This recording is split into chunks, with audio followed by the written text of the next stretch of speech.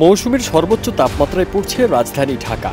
গরমে আর ঘামে রীতিমতো নাকানি চুবানি খাচ্ছে দেশবাসী। কাঠ ফাটা রোদের দাবদাহে আবহাওয়ার চোখ রাঙানি মানুষের সহনীয়তাকে ছাড়িয়ে গেছে। বাসাবাড়িতেও ফ্যানের বাতাসে যেন আগুন ঝরছে। এরই মধ্যে দেশের ৬ জেলার ওপর দিয়ে ঝড় বয়ে যাওয়ার আভাস দিয়েছে আবহাওয়া অধিদপ্তর। ওয়ালটন আবারও মিলিনিয়ার অফারে ওয়ালটন ফ্রিজ কিনে আপনিও হয়ে যেতে পারেন মিলিয়নিয়ার। মিলিনিয়ার ছড়াছড়ি দেশ জুড়ে, এটা শুধু ওয়ালটেনই পারে।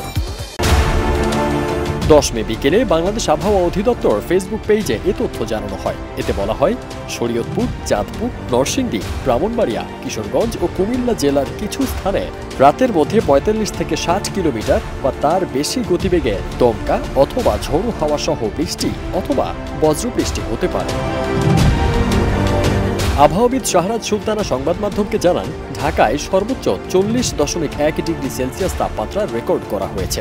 আর সারা দেশে মৌসুমের সর্বোচ্চ ৪২ ডিগ্রি সেলসিয়াস তাপমাত্রা রেকর্ড করা হয়েছে চুয়াডাঙ্গায়। তবে রাতের আবহাওয়ায় পরিস্থিতির পরিবর্তন হতে পারে বলেও জানান তিনি। এদিকে ১১ মে রাজশাহী ও চুয়াডাঙ্গা জেলার উপর দিয়ে তীব্র তাপপ্রবাহ বয়ে যাওয়ার পূর্বাভাস দিয়েছে আবহাওয়া অধিদপ্তর। এর আগে ৯ মে চুয়াডাঙ্গায় দেশের সর্বোচ্চ তাপমাত্রা রেকর্ড করা হয় ৪১.২ ডিগ্রি সেলসিয়াস। ঢাকায় তাপমাত্রা রেকর্ড করা হয় ৩৯.২ ডিগ্রি সেলসিয়াস। সাধারণ তাপমাত্রা ৩৮ থেকে ৩৯.৯ ডিগ্রি হলে মাঝারি তাপপ্রবাহ ধরা হয়, আর ৪০ থেকে ৪২ ডিগ্রি হলে তীব্র তাপপ্রবাহ ধরা হয়।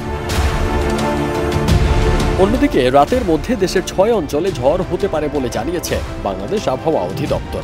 এসব অঞ্চলের নদী বন্দরগুলোকে সতর্ক সংকেত দেখাতে বলেছে সংস্থাটি। ফারদিন সানি, দেশ রূপান্তর।